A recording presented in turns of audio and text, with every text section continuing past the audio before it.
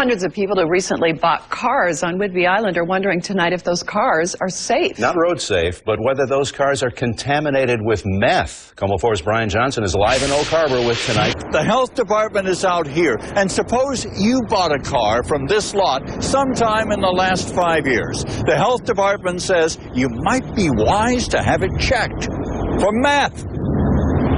It's happening here at O&J Sales at Oak Harbor. Last month, the health department found meth at 5,200 times the state's safe limit in the office and said 3 cars were contaminated. So today they brought in a new meth gun, the first time this meth weapon has been used in our state.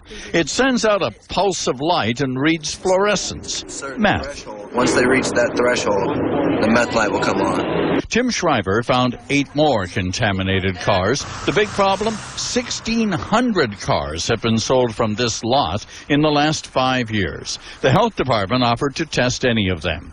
Butch bought this car a few months ago. He said it smelled funny. Tim found out why. This one comes up positive.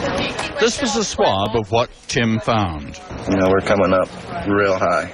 But tonight you drive it home? I'll drive home. Keep the windows down a lot.